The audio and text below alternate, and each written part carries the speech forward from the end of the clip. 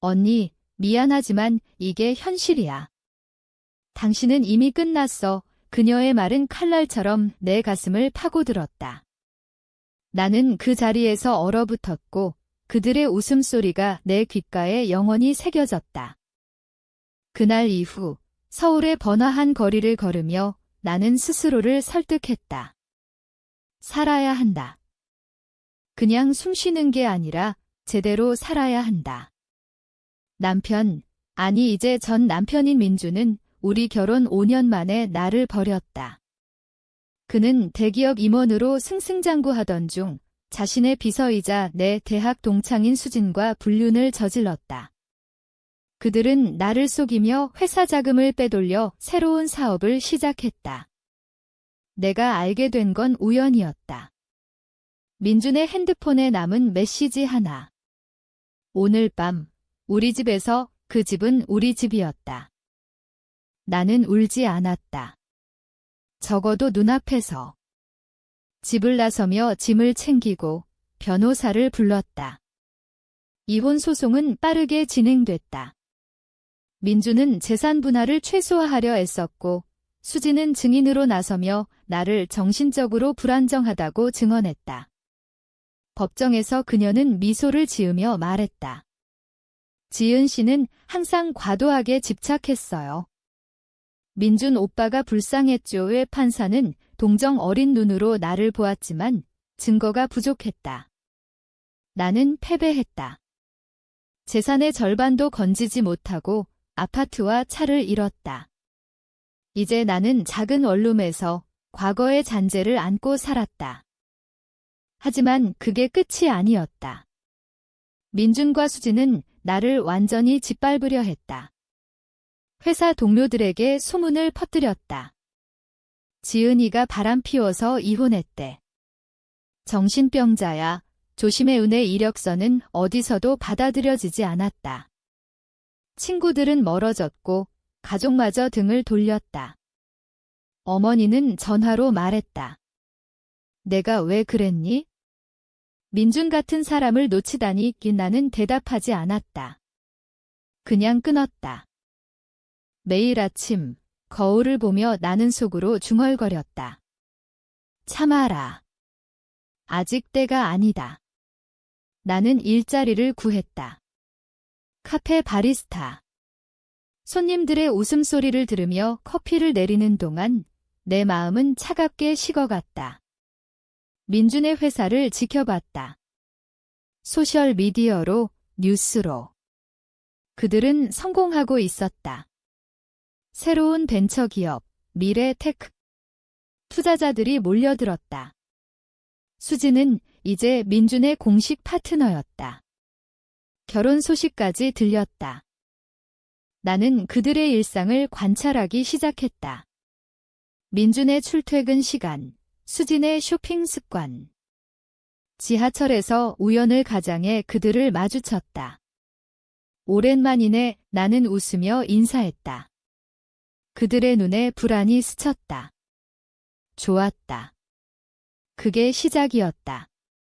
하지만 나는 서두르지 않았다. 복수는 충동이 아니라 계획이었다. 나는 도서관에서 법률 서적을 뒤졌다. 세금, 회계, 기업 윤리. 한국 사회는 법을 중시했다. 그걸 이용할 수 있었다. 밤마다 악몽이 찾아왔다. 민준의 손이 내 목을 조르는 꿈, 수진의 웃음이 메아리치는 꿈. 나는 깨어나서 메모를 했다. 그들의 약점. 민준은 야심이 컸다. 수진은 허영이 강했다. 나는 그걸 파고들기로 했다. 먼저 익명으로 회사에 제보를 시작했다. 작은 것부터. 회계장부에 이상이 있다. 증거는 없었다. 그냥 소문. 하지만 투자자들은 민감했다. 주가가 살짝 흔들렸다. 나는 변했다. 과거에 나는 따뜻했다. 친구를 믿고 사랑을 줬다. 이제는 아니었다. 거울 속 여자는 낯설었다. 눈빛이 날카로웠다. 너는 왜 그렇게 약하니? 스스로 물었다. 대답은 없었다. 그냥 계속했다. 카페에서 일하며 돈을 모았다. 변호사 비용으로. 진짜 소송을 위해. 민준이 연락해왔다. 지은아, 그만해. 내가 한 짓이야. 나는 웃었다. 무슨 소리야? 난 아무것도 안 했어. 그의 목소리에 공포가 섞였다. 좋았다. 하지만 아직 부족했다. 나는 더 깊이 파고들어야 했다. 수진의 과거를 캐기 시작했다. 그녀의 대학 시절, 불법 아르바이트. 작은 단서였다. 그걸 키울 수 있었다. 이 과정에서 나는 잃었다. 잠을, 식욕을, 그리고 조금의 휴메너티를. 친구 한 명이 물었다. 너 괜찮아? 나는 대답했다. 완벽해 거짓이었다. 속으로는 썩어가고 있었다. 하지만 멈출 수 없었다. 복수는 이미 내 일부가 됐다. 카페에서 일하는 매일이 고문이었다. 손님들의 웃음, 커피 향기 속에서 나는 민준과 수진의 얼굴을 떠올렸다. 그들의 성공이 내 실패를 비웃는 듯 했다. 나는 참았다. 이를 악물고. 오늘도 살아남았다. 밤에 일기를 쓰며 자신을 다독였다. 왜 살아야 할까? 복수를 위해. 그게 유일한 이유였다. 이혼 후 6개월, 나는 완전히 고립됐다. 서울의 빌딩 숲속에서 혼자였다. 어머니의 전화는 끊겼고 아버지는 애초에 없었다. 민준과의 결혼이 내 가족이었다. 이제 그마저 잃었다. 정신과를 찾았다. 의사는 말했다. 우울증 초기예요. 약 드세요. 나는 거부했다. 약은 나를 둔하게 만들 터였다. 나는 날카로워야 했다. 관찰은 습관이 됐다. 민준의 회사 건물 앞에서 기다렸다. 멀리서 지켜봤다. 그는 여전히 잘 나갔다. 명품 슈트, 고급차, 수지는 그의 팔짱을 끼고 웃었다. 그 광경이 내 가슴을 찔렀다. 왜 나였을까? 스스로 물었다. 민준은 나를 사랑했다고 했다. 수지는 친구였다. 배신의 이유는 단순했다. 돈과 욕망. 한국 사회에서 흔한 일. 나는 자책했다. 왜 눈치채지 못했나? 결혼 초기부터 징후가 있었다. 늦은 귀가, 이상한 메시지. 나는 무시했다. 행복을 지키려. 이제 후회했다. 하지만 후회는 무의미했다. 행동이 필요했다. 나는 컴퓨터를 샀다. 중고로. 해킹은 아니었다. 그냥 정보 수집. 민준의 소셜 계정, 수진의 블로그. 그들의 연결망을 그렸다. 투자자들, 동료들. 자기 설득은 힘들었다. 복수는 내 인생을 망칠 거야. 내면의 목소리가 속삭였다. 맞았다. 이미 망쳤다. 카페 주인이 물었다. 요즘 피곤해 보이네. 나는 웃었다. 괜찮아요. 속으로는 생각했다. 내가 알면 어떨까? 세상은 공정하지 않다. 약자는 짓밟힌다.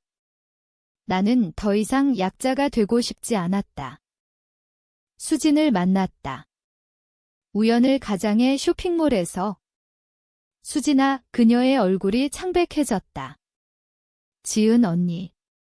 어떻게? 나는 부드럽게 말했다. 잘 지내? 결혼 축하해. 그녀는 당황했다. 고마워. 미안해, 미안. 그 단어가 역겹다. 나는 속으로 웃었다. 내 미안은 가짜야? 그날 밤 나는 계획을 세웠다. 먼저 민준의 회사에 익명 이메일을 보냈다. 세금 탈루 증거 실제 증거는 없었다. 하지만 의심을 심었다. 감사팀이 움직였다. 민준은 스트레스를 받았다. 그의 포스팅에서 느껴졌다. 힘든 하루에 좋았다. 하지만 나는 더했다. 수진의 과거를 파헤쳤다. 그녀는 대학 때 논문 표절로 경고받았다. 그걸 회사에 흘렸다. 내 마음은 변형됐다. 과거의 공감은 사라졌다. 그들은 자업자득이야 의 스스로 말했다. 하지만 밤에 울었다. 한 번, 왜? 모르겠다. 잃어버린 나 자신 때문일까?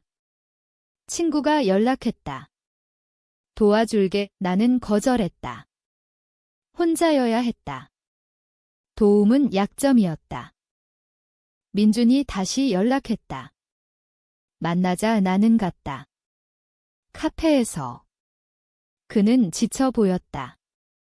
내가 왜 그래? 그만해. 나는 물었다. 뭐가? 그는 화를 냈다. 회사에 제보한 건 어지. 나는 부정했다.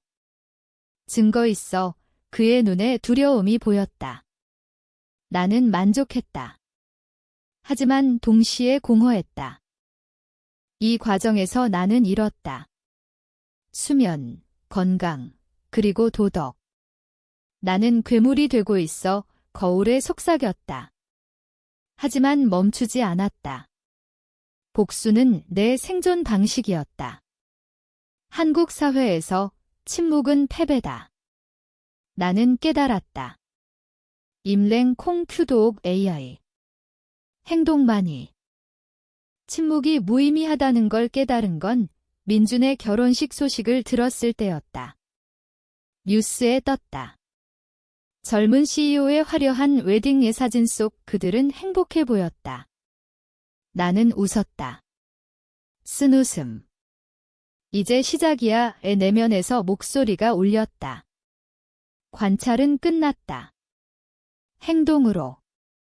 나는 더 깊이 파고들었다. 민준의 회사, 미래테크. 재무보고서를 입수했다. 공공정보로. 이상한 점이 보였다. 투자금 유용.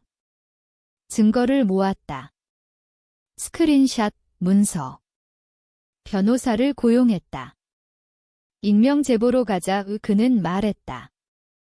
위험해요. 나는 대답했다. 상관없어. 수진의 약점을 이용했다. 그녀의 블로그에 댓글을 달았다. 익명으로. 표절 사건 기억나? 그녀는 삭제했다. 하지만 불안해졌다. 포스팅이 줄었다. 좋았다. 나는 기다렸다. 기회를. 민준의 투자 미팅을 알았다. 소셜로. 그날 미팅 장소에 갔다. 우연을 가장해 투자자 한 명과 마주쳤다. 민준 씨 회사요? 조심하세요. 내부 문제가 있어요. 가볍게 흘렸다. 그들의 반응을 지켜봤다. 민준은 파라노이드해졌다. 회사 직원들에게 물었다. 누가 제보했어? 소문이 퍼졌다. 신뢰가 깨졌다. 수진은 민준과 싸웠다. 그들의 통화 내용을 상상했다. 내가 왜 그랬어? 아니야, 드라마였다. 하지만 현실. 내 마음은 뒤틀렸다. 이게 옳아, 물었다. 대답은 개였다. 그들은 나를 파괴했다. 이제 차례였다. 하지만 도두가 왔다. 밤에. 멈춰라. 내면이 말했다. 왜? 공포 때문. 내가 변한 게 과거에 나는 용서했을 터 이제 아니었다. 민준이 찾아왔다.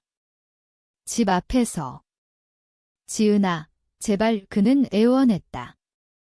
내가 한 거 맞지? 그만해. 우리 다시 시작하자. 웃겼다. 다시 나는 물었다. 수지는 그는 고개를 저었다. 실수였어, 거짓. 그의 눈이 말했다. 나는 거절했다. 늦었어. 그 후 나는 가속했다. 세무서에 제보했다. 실제 증거로. 민준의 탈세. 회사 계좌에서 나온 돈으로 사치. 증거는 확실했다. 조사 시작됐다. 뉴스에 떴다. 미래테크, 세금 문제 주가가 폭락했다. 수진을 타겟으로. 그녀의 새 직장, PR 회사, 과거 표절을 흘렸다. 상사에게. 그녀는 해고됐다. 소문으로. 수진 씨, 신뢰 문제로 그녀의 포스팅, 억울해 나는 읽으며 웃었다. 하지만 웃음 뒤에 공허. 이 단계에서 가격을 치렀다. 정신적 피로. 불면. 그리고 고독. 친구가 말했다.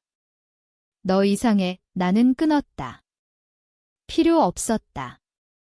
복수가 전부였다. 민준의 회사 직원이 연락했다. 도와줄게 내부자. 나는 이용했다. 더 많은 증거? 부정 회계. 이제 불길이 타올랐다. 그들은 위험했다. 민준은 똑똑했다. 나를 의심했다. 추적할 터 긴장됐다. 나는 누구야? 거울에 물었다. 대답 없었다. 그냥 계속. 복수는 논리였다. 단계별. 관찰, 기다림, 조작. 한국법이 도왔다. 익명 제보 보호. 계획은 세밀해졌다.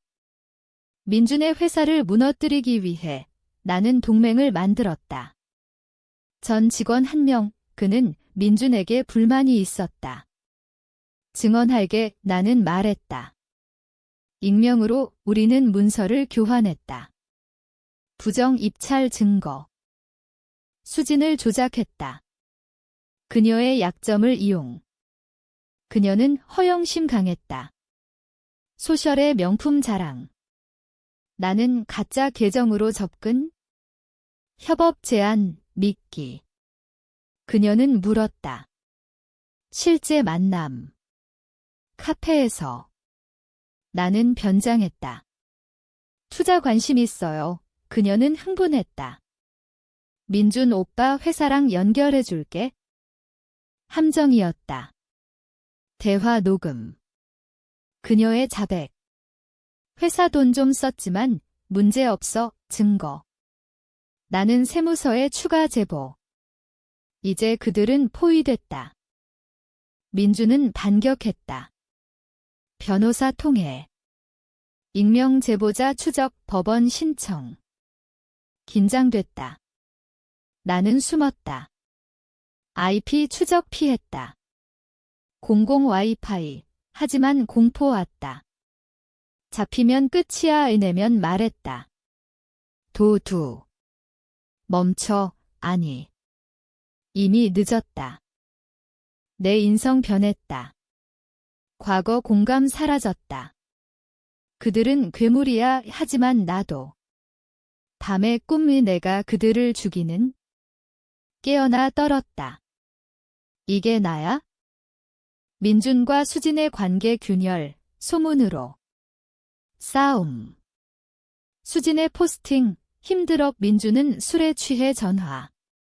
지은아, 내 짓이야. 죽여버릴게. 위협. 하지만 약해 보였다.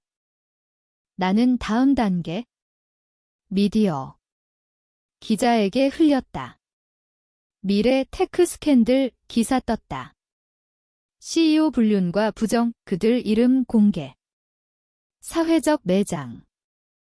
가격, 내 영혼. 나는 웃지 않았다. 그냥 무감각. 승리야, 물었다. 아직. 민준 회사 파산 직전. 투자자 철수. 그는 필사적. 나를 찾아왔다. 돈 줄게. 그만해, 나는 말했다. 돈. 내가 훔친 거. 그는 무릎 꿇었다. 미안해, 가짜. 나는 거절. 법이 끝낼 터. 검찰 조사 시작. 실행은 절정이었다. 검찰 소환. 민준과 수진. 뉴스 생중계. 그들의 창백한 얼굴. 나는 TV 보며 아무 감정 없었다. 이게 끝, 아니. 더. 민준은 구속됐다. 탈세, 횡령. 수진은 공범. 그녀는 울며 변호. 모른 척했어요, 거짓. 나는 증인으로 불렸다. 익명 벗음. 법정에서. 그들의 배신, 증언. 민준 눈 마주쳤다. 증오, 수지는 피했다. 승소. 그들 유죄. 회사 파산. 재산 몰수. 하지만 가격 컸다. 나는 무너졌다. 병원. 우울증. 왜, 의사 물음. 대답 없었다. 민준 출소 후, 빈털터리. 수지는 이혼. 그들 파괴. 나는 새 삶 하지만 낯설다. 행복, 모르겠다. 민준 만나. 내 덕에 그는 말했다. 죽고 싶어, 나는 대답. 살아. 내 인성 이름. 후회. 조금. 모든 게 끝난 후 서울거리를 걸었다. 바람이 차갑다. 민준과 수지는 잊혔다. 아니, 새겨졌다. 내 안에. 나는 변했다. 복수가 나를 삼켰다. 이제 빈 껍데기. 이게 정의였을까?